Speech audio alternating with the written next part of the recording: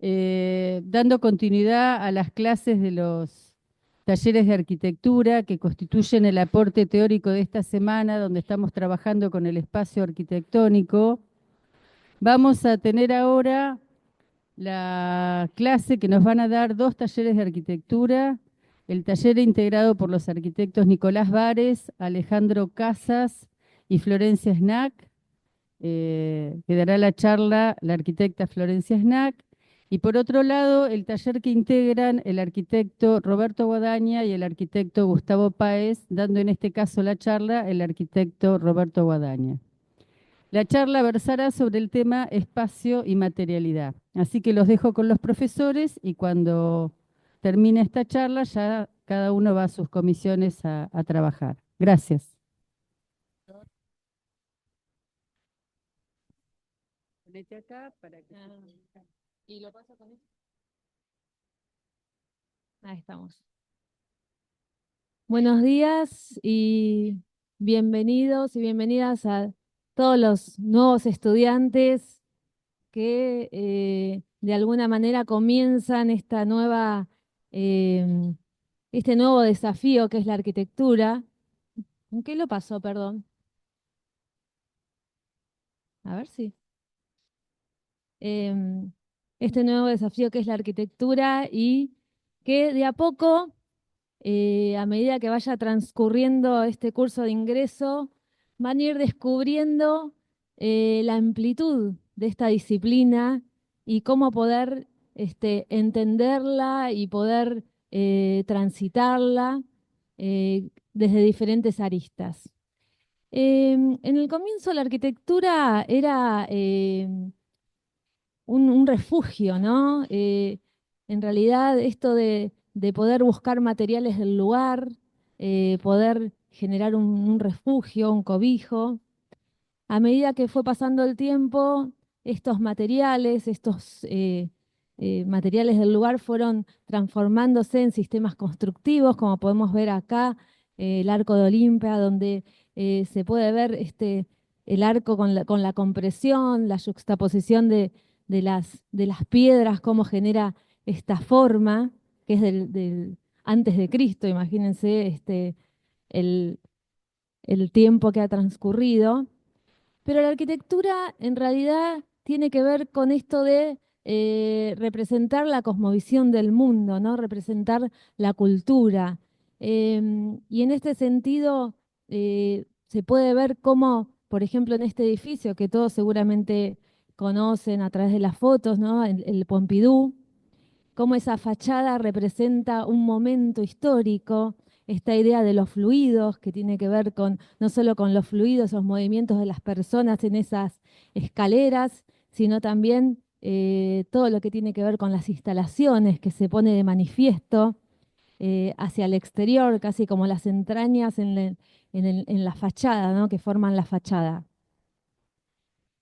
Y un poco la arquitectura, nosotros entendemos que es esta relación entre el programa es la función, el uso, el paisaje y la materialidad, ¿no? Todo esto se sintetiza en el proyecto.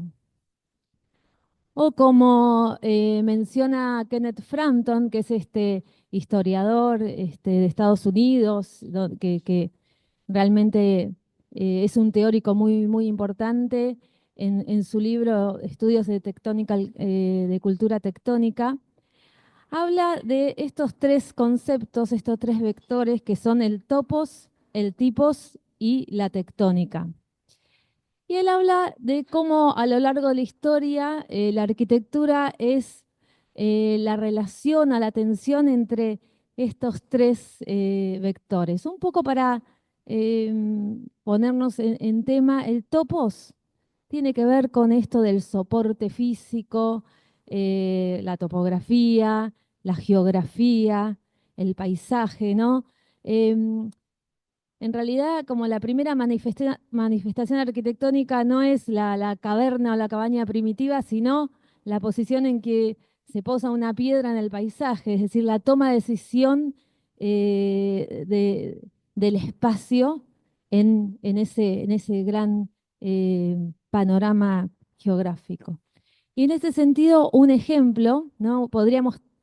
La arquitectura puede tener como una relación de mímesis con el paisaje o una relación de imponerse en el paisaje.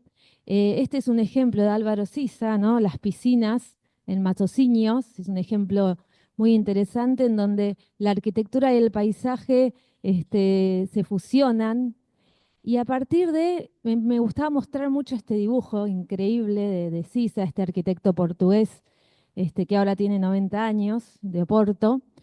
Y en este dibujo se puede ver esta interpretación, ¿no? Del sitio, donde se puede ver esas líneas rectas que tienen que ver con la trama de la ciudad y esas líneas más sueltas, más orgánicas, que es esa geografía, esa costa, y cómo el proyecto que él incorpora, estas piscinas públicas, son esa bisagra entre estas dos condiciones, en donde aprovecha esa condición geográfica y la, la pone, digamos, incorpora esas piscinas y aprovecha esa materialidad.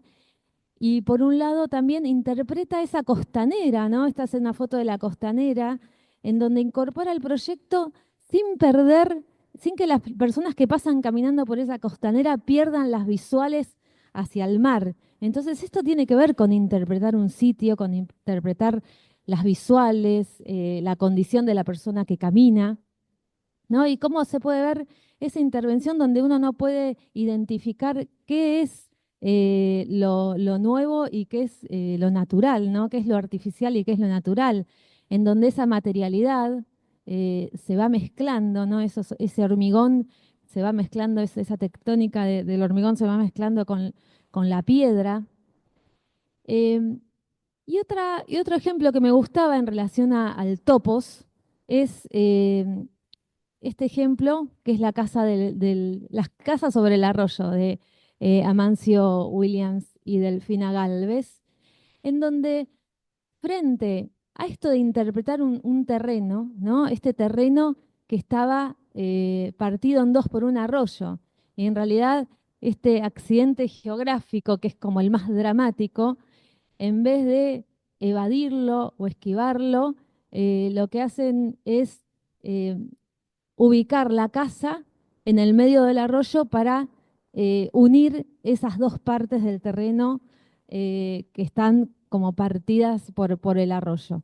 Y esa es una decisión bastante, digamos, diferente a la anterior, pero que sí surge de interpretar un sitio, ¿no? Acá se puede ver cómo en este dibujo se ven todas las intenciones y cómo esa materialidad, ¿no? Casi como un puente, esa estructura, esa lámina estructural, es fachada, ¿no? La propia estructura es arquitectura, ¿no? Y el hormigón está, digamos, tratado de una manera diferente al proyecto anterior, y cómo la vivienda no quiere interrumpir la naturaleza, es decir, hay dos puntos de apoyo en ambos lados del arroyo y después la vivienda transcurre en el nivel superior. Esta es una foto de una visita que hicimos con el taller hace 2 años, donde pudimos recorrer la casa y cómo la naturaleza empieza a ser una cuestión contemplativa, ¿no? Cómo desde el interior se puede ver las copas de los árboles con esa franja que se puede apreciar como la naturaleza desde arriba, con una estructura muy simple de espacios públicos y espacios privados, y un corte donde se puede ver esa estructura, ¿no? Que toca dos puntos del terreno. Y esa materialidad en donde el interior se va modificando con esas paneles de madera. El tipos, ¿no? El tipos es cuando hablamos de algo que es una matriz, un objeto que es parte de un todo y que tiene que clasificarse. Y en arquitectura muchas veces podemos hablar de tipos de programa, por ejemplo, escuelas, bibliotecas. Si bien es una clasificación limitada, uno podría clasificar de diferentes maneras, ¿no? La arquitectura y los edificios. En este caso, a mí me parecía muy interesante el ejemplo de la biblioteca de Exeter de Louis Kahn, porque está pensada a partir de comprender en profundidad el programa biblioteca, ¿no? Eh, este es un corte, abajo se ve la planta y arriba el corte, y se puede ver cómo la biblioteca está organizada y está pensada a partir del programa, ¿no? Esto que se ve en azul son todos los anaqueles de los libros, que es este anillo central que se puede acceder naturalmente, digamos, libremente a cada libro. Todo ese borde que constituye una fachada con espesor, ¿no? Es el espacio de lectura. Entonces, cómo la fachada surge a partir de esa función, de pensar en una persona que está leyendo, que necesita ciertas condiciones de iluminación, y el mueble, el mobiliario es parte de esa fachada, ¿no? Me parece que es interesante, aparte, pensar en en esta biblioteca de los años 60, ¿no? Del 65, que es diferente a las bibliotecas de la actualidad, ¿no? Y acá se puede ver esa condición, ¿no? De la madera que tiene que ver con ese mueble y el ladrillo que genera estos vanos en las fachadas. Y el interior, que es donde se puede ver el espacio central, iluminado por esta luz cenital, que genera como también esta condición casi de sacralidad del espacio de la biblioteca, ¿no? Un espacio de silencio, un espacio de estudio, donde se puede ver lo que es esta condición, ¿no? Espacial. El tercer vector del que hablamos es, del que habla en realidad Kenneth Frampton, es la tectónica, ¿no? Y nosotros hablamos de la relación entre la arquitectura y la materia. Como dice Frampton, la construcción, digamos, no todo el espacio construido es arquitectura. Es importante que la construcción posea una dimensión cultural y poética, para que eso se convierta en arquitectura.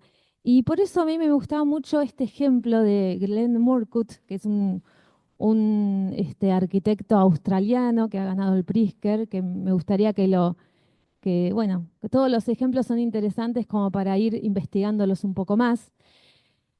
Con esta casa, que es la casa Marika House, que él proyecta para una familia que es parte de una comunidad aborigen ahí en el sur de Australia, en un sitio muy complejo, en un sitio que es bastante complicado acceder, donde hay unas condiciones climáticas de monzones, digamos, bastante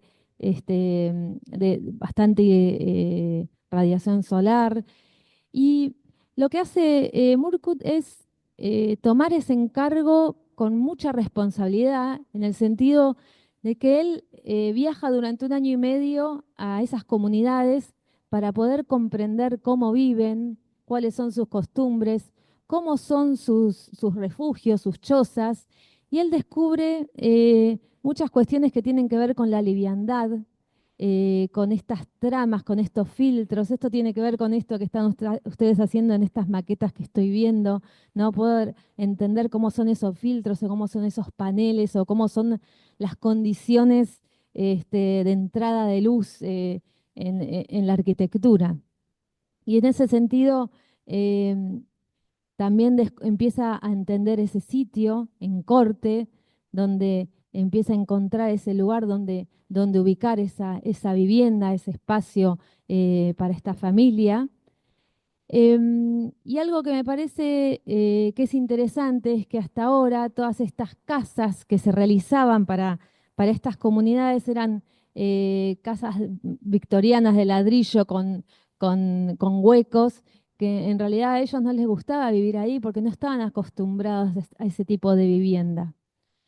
Y en ese sentido, esto que plantea Murcutt es un sistema de estas casas muy livianas, prefabricadas, con estas tramas en donde de noche se puede generar intimidad en el interior y de día se pueden levantar esas persianas y esos postigos y la brisa, la ventilación cruzada, la brisa, las visuales, eh, pueden como generarse dentro de la casa, es decir, una cuestión de sustentabilidad pasiva dentro de la casa. Y esta idea de levantar la vivienda, que tiene varias razones, una es el hecho de que no se suba ningún animal, ningún insecto, pero por otro lado el tema de la brisa por debajo, de la ventilación.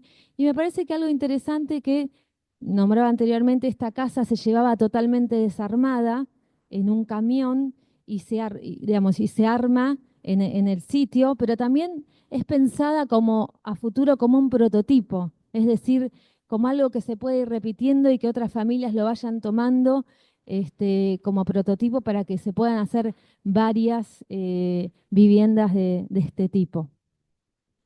Y estos son los estudios en corte. A mí me gusta mucho mostrar estos dibujos a mano donde se expresan un montón de cuestiones, desde cómo es el ángulo del sol. Ustedes ahora van a hacer el ejercicio de la carta solar, ¿no? Entonces, cómo entra el sol, cómo son los ángulos, cómo es en invierno, cómo es en verano, cómo hacer para protegerlo, pero también para captarlos en otros momentos del día. Y eso tiene que ver con la arquitectura y con la toma de decisiones, ¿no? Esta es la planta, una planta pabellonal, con una vivienda que no tiene vidrio, ¿no? Con espacios muy flexibles, que bueno, que acá se pueden ver las fotos, la materialidad, la estructura y estas tramas, ¿no? Y cómo se puede ver cómo este espacio se utiliza y se puede transformar de día y de noche, de acuerdo a las necesidades de los usuarios. Bueno, y un poco para ir como compartiendo con ustedes, nosotros desde la cátedra entendemos, nos parece que es importante también compartir la labor que hacemos también en nuestros espacios de trabajo, en nuestro estudio en este caso. Y en general nosotros intentamos participar de concursos para poder también volcar nuestras búsquedas y nuestras inquietudes en diferentes concursos, en diferentes lugares y en diferentes países. En este caso, durante la pandemia, voy a compartir un concurso que hicimos en Corea del Sur, que es una biblioteca que me parecía pertinente compartirla para también poder entender cómo eh, los diferentes programas o los programas van cambiando a lo largo del tiempo. Esto era en una zona de Corea que era una zona industrial, que se tenía que había una intención de transformación de esa zona industrial en una zona más cultural a partir de transformar esta planta incineradora que se ve a la derecha e incorporar la biblioteca municipal. Esa planta se iba a transformar en un centro cultural y la idea era incorporar esta biblioteca. Nosotros entendíamos que había que mantener el parque público como tal, como espacio público, y entonces a partir de empezar a pensar conceptualmente, bueno, ¿qué significa hoy una biblioteca? ¿No? Pensamos mucho en la biblioteca, la que vimos anteriormente de Kant. Empezamos a pensar, bueno, ¿cuál es el valor del libro analógico, físico? Este, y cuáles son las condiciones de la biblioteca que se han mantenido a lo largo del tiempo, ¿no? Y había una analogía con esto de nos parecía que había algo de la condición de sentarse abajo de un árbol a leer, ¿no? El espacio de lectura. Entonces, de alguna manera trasladamos esa metáfora o esa imagen de la lectura bajo el árbol al edificio. Y entendíamos que nuestro edificio tenía que ser como una especie de árbol en esa topografía de parque que queríamos mantener. Y la copa de ese árbol iban a ser los libros, digamos, el depósito de los libros. Y esta era un poco la imagen, ¿no? La materialización de ese espacio que imaginábamos, un poco estratificado como en tres niveles. De alguna manera, uno era la topografía y ese parque con todos los nuevos programas que aparecen en la biblioteca. Digamos, por debajo, esta era un espacio muy flexible y trasvasable, donde había desde un espacio tipo teatro, guardería, y hasta había un gimnasio. Y en el medio, entre ese lugar muy público y muy trasvasable, y los libros que se ubicaban en la zona superior, estaban los espacios de lectura, esta condición del espacio abajo del árbol. Acá se puede ver cómo se mantenía ese parque y cómo en el nivel cero, digamos, en el nivel de planta baja, el edificio era totalmente permeable, era como una calle interior, como una vereda interior que atravesaba ese edificio y tenía relación con todos los espacios públicos. Ahí se puede ver la planta, ¿no? Y es la planta o el sector de la sala de lectura y el sector de el guardado de los libros que no se usaban en ese momento. Y esto era un poco la espacialidad que se quería lograr de la relación de estar en una sala de lectura, pero a la vez estar en contacto directo con ese parque, esa continuidad visual, cómo la materialidad y la transparencia generaba esta condición o esa ruptura del límite entre lo que era el interior y el exterior. Y un poco esta era la imagen de ese parque que continuaba. Acá se puede ver en el corte esta intención, ¿no? De este parque que continuaba en ese nivel y esa condición de lectura. Obviamente pensando también en las condiciones de sustentabilidad y las condiciones de, de diseño sustentable pasivo. Y en realidad estos son los espacios que nos imaginábamos, tal vez contemporáneos, en donde el lugar de biblioteca o el programa de biblioteca comienza a tomar otra definición y empieza a ser un lugar de encuentro, un lugar de intercambio, un lugar que sea como muy, que la gente quiera como apropiarse, ¿no? Y a la vez la imagen de este lugar que genera una pertenencia para para la comunidad y para los habitantes. Bueno, era un poco compartir estos conceptos y cómo la materialidad y el espacio están presentes. Es difícil diseccionar y pensar en los dos temas como separados, por eso están muy integrados a la arquitectura y van a ver ustedes en este ejercicio cómo van a ir descubriendo estos conceptos y estas ideas mientras vayan experimentando esta nueva manera de entender el espacio. Bueno, muchas gracias. Acá le doy el micrófono a Roberto Guadaña, que va a continuar con la charla. Muchas gracias.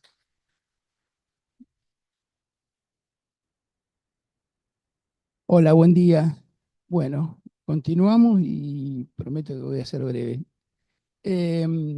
Sobre este tramo final que comentaba Florencia, en términos de la experimentación proyectual siempre asociada a una idea de materialidad, eso en última instancia significa vincular espacio, geometría y materialidad. Y visto desde el escenario vincular de espacio y geometría, es importante las cosas que veo en las maquetas que están haciendo ustedes, que son operaciones espaciales a partir de la ruptura de la caja, donde cobra relevancia los elementos de la geometría, en particular el plano.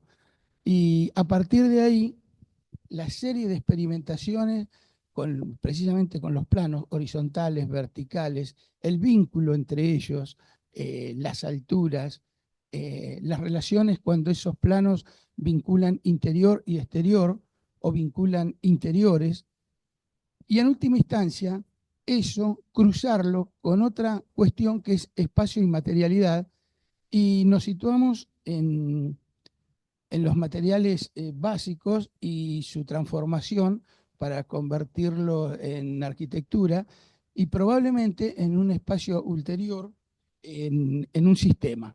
Con lo cual vamos sobre los materiales básicos, piedras, maderas, el ladrillo propiamente dicho, el metal en términos amplísimos y el vidrio. Y en ese ida y vuelta y también de combinación de materiales surgen decisiones proyectuales y también decisiones en el plano de la concreción propiamente dicha de la arquitectura. Vamos a ver en 4 pabellones, 4 obras pabellones. Esta creo que en el curso introductorio lo han recorrido más de una vez, que es el pabellón alemán en Barcelona de Mies van der Rohe, y luego reconstruido y demás. Y la primera cuestión que interesa de los temas que repasó Florencia es la idea del lugar. El sitio como material de proyecto es una definición y también un posicionamiento en torno a qué arquitectura para ese lugar. E interesa en términos de la geometría, que hacíamos referencia a la organización espacial en la planta, la vinculación de esa serie de planos horizontales y verticales que definen un espacio abierto, que tiene que ver con lo descubierto, lo semicubierto, los mayores niveles de interioridad, caracterizado por la centralidad de la planta. Forma parte también de esa idea de los materiales del agua, con lo cual aparecen esas geometrías rectangulares que son espejos de agua, con insisto, con una fuerte geometría. También la separación entre estructura y cerramiento. Si observan la planta, el lado derecho de la diapositiva, todo ese rectángulo de techo, propiamente dicho, se apoya sobre 4 columnas. Y los planos son, en términos generales, los que van vinculando una idea de recorrido y también de organización espacial de las partes. Y ahí aparece la semblanza de los materiales, es decir, los planos, en este caso en particular, los planos verticales caracterizados por mármoles, distintos tipos de piedras pulidas, que dan esa superficie justamente de precisión y de clara lectura en términos geométricos, o de planos transparentes caracterizados por la carpintería. Las columnas, los elementos verticales muy delgados, columnas de acero que prácticamente tienden a desaparecer y cobran relevancia exclusivamente los planos, que es lo que estamos viendo ahora, cómo es la organización de esa estructura y cerramiento. Pero cuando digo organización, ahora en términos geométricos, es decir, la posición, la dimensión de esos planos, la ubicación en términos de cuánto vinculan con un exterior o cuánto invitan a acceder a un interior, es decir, una fuerte intencionalidad en términos espaciales, y la expresión de esos materiales, sea de los planos horizontales desolados, a través también de mármol, en este caso travertino que hacíamos referencia hace un ratito, los planos verticales, transparentes, fuertes de carpintería, o de mayor espesor, que son esos que están revestidos en mármol. Este segundo pabellón de Zurich, de Corbusier, metálico, que tiene ya una primera imagen de liviandad en ese sitio caracterizado por el verde, que aporta su dimensión y colorido, y en ese espacio la inserción de este edificio, que básicamente es una estructura en sí mismo, una estructura de paraguas invertidos que se duplica, y por debajo de esa gran estructura los espacios cerrados y también abiertos o semicubiertos, es decir, el desarrollo espacial dentro de la caja, que de alguna manera es el trabajo que también están haciendo ustedes en esa experimentación de maqueta. Y en términos geométricos, esas dos plantas rectangulares que se articulan por ese lugar de circulación que es la caja de escalera, contienen las distintas partes programáticas en dos plantas y por último la terraza. Es el lugar que es el techo de la planta alta para sintetizar, sobre el cual el espacio exterior o los usos semicubiertos ocurren en ese lugar. Y cobra relevancia esta idea nuevamente estructural de los dos paraguas invertidos que se apoyan en esos puntos de una estructura metálica, liviana y por consiguiente al ser liviana es muy delgada y solo la volumetría de la estructura se da exclusivamente para su capacidad de sostén. Hoy hablaba yo de la caja de la escalera y en esta imagen se puede ver, por un lado, la estructura, por debajo de esas cajas, también metálicas que contienen los usos cerrados, que es más baja, la estructura es más alta, insisto, por ese espacio intersticial abierto o vacío que es la terraza. Y toda esa idea de liviandad contrasta, a modo de contrapunto, con la caja de escalera que señalé, eh, eh, pesada, estereotómica, de hormigón. Es decir, que las decisiones materiales van acompañando las ideas proyectuales todo el tiempo. En esta imagen se ve claramente ese hilo conductor de espacio, geometría, estructura y cerramiento, la estructura como una totalidad, el cerramiento como la definición de límites de esas cajas opacas, transparentes que están por debajo, la articulación, insisto, de esa masa pesada que es la caja de la escalera, y por último, el colorido que le aporta de alguna manera identidad a cada una de las partes.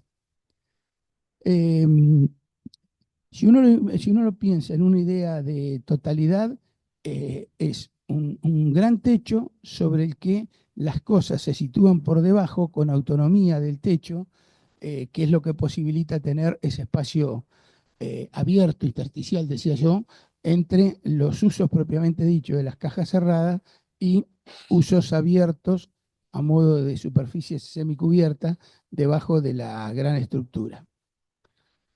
Este es el pabellón de los países nórdicos,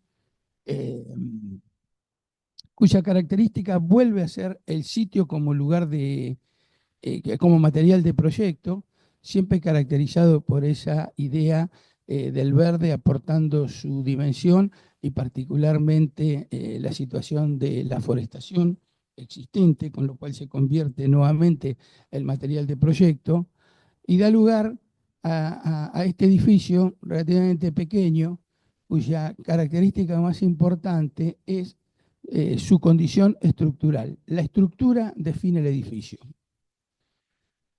Se trata de una planta rectangular fuertemente modulada, es decir, una geometría de soporte, una trama en la planta sobre la cual se organiza espacialmente el edificio y también en términos de geometría, donde se observa dentro del rigor geométrico también la identidad del lugar caracterizando esa geometría cada vez que la geometría hace una alteración para permitir, por ejemplo, que los árboles preexistentes puedan seguir formando parte ahora de esa interioridad y atravesar el edificio y por consiguiente esas decisiones estructurales.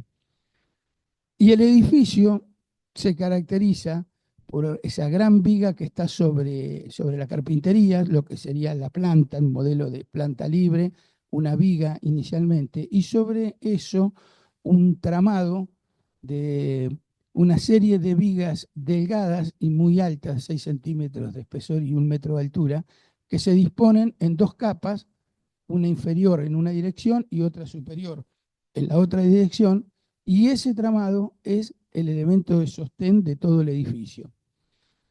Es decir, en esta axonométrica explotada del lado izquierdo de la diapositiva vemos la planta que yo mostraba hace un ratito, seguidamente la estructura en una dirección de esas vigas muy delgadas de 6 centímetros por 1 metro de altura, la capa siguiente, mismo sistema de vigas en la otra dirección, y por último, una muy delgada capa que tiene que ver con un PVC muy transparente que posibilita regular el ingreso de agua y tener total transparencia en el interior. Y también se ve claramente la relación entre la estructura y cerramiento a nivel de esa gran columna que se abre en dos y da lugar al paso de los árboles en la parte más delantera de la imagen derecha, y obviamente la viga madre sobre la cual se apoya todo el sistema estructural.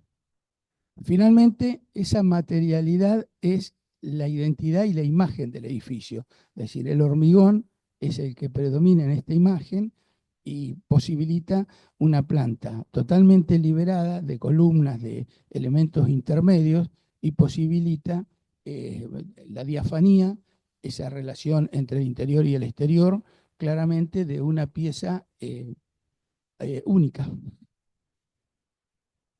Este es el pabellón suizo para la exposición de Hannover del año 2000, que nuevamente el sitio es material de proyecto, en este caso un área de exposiciones, un predio de exposiciones en un lugar fabril prácticamente, y el edificio se acomoda a esa situación de lugar.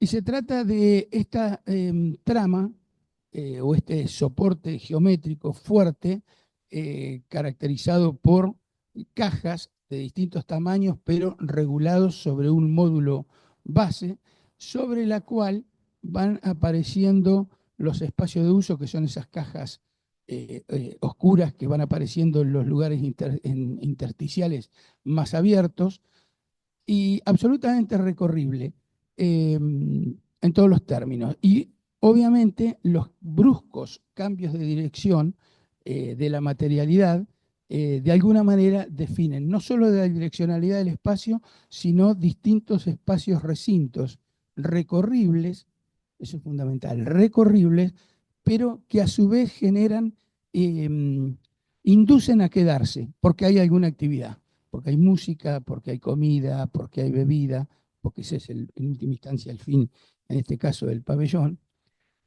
Y esa cuestión espacial y geométrica también tiene una decisión material, que es la madera, que en el lado derecho de la diapositiva lo que vemos son las distintas instancias interiores de esa serie de tramado de maderas de dos secciones distintas, dos dimensiones distintas que se van apilando, y esa idea de apilado es lo que vemos en la parte inferior del lado izquierdo de la diapositiva, que se retoma como idea del proceso de materialización de la obra, del modo en que se estiban o se apilan los troncos de madera, y esa separación que tienen en la estiva tiene que ver con facilitar el secado, la circulación de aire, y esa cuestión tan básica, propia de lo que sucede en los montes, en los lugares donde se genera la foresta, es la que toma el arquitecto y la lleva al propio proyecto, y ese modo de estiva se convierte en el modo de organización material del edificio. Y esa es otra vez ese hilo transversal que junta el espacio, la geometría y la identidad de la propia materialidad, generando esos espacios recintos, a la vez recorribles, que generan distintas instancias, distintos recorridos. También la luz como material de proyecto, la luz natural, la sombra arrojada que genera esos elementos a la luz, a través de la luz, y van generando atmósferas. Esos lugares muy particulares, porque cobran relevancia los olores, la música, las dimensiones del recinto. Es decir, el dispositivo perceptual de cada uno de nosotros ahora en una vivencia que tiene que ver exclusivamente con la idea espacial, la idea geométrica y la idea material con el cual se construyó el edificio. Y esta imagen de alguna manera resume todo lo que vengo comentando en términos de la organización espacial a través de una geometría de planos que tienen un espesor importante, que es exclusivamente el apilamiento, esa estiva que yo decía hoy, de cada una de las secciones, de las dos secciones de madera que se combinan, que veíamos recién en el detalle, para conseguir esta imagen esta imagen final sobre la cual se desarrolla el edificio. En estos 4 pabellones, el pabellón alemán de Mies en Barcelona, el de Zurich de Corbusier, el pabellón de los países nórdicos en Venecia de Werfen, y el último, el pabellón de Suiza en Hannover, perdón, de Werfen, el anterior es de Peter Zumthor. En realidad, en todos los casos, esa idea de espacio y materialidad mediados por la geometría, de algún modo definen la arquitectura. Y también un posicionamiento sobre la materialidad, y es plantearlo que la materialidad es inherente al espacio arquitectónico. Lo hace posible, lo califica y también lo cualifica, le otorga una calidad y un dispositivo perceptual que desarrollás vos en función de ese uso. La materialidad también es más que construcción, porque tiene que ver con el lenguaje de las piezas mínimas en función del material escogido.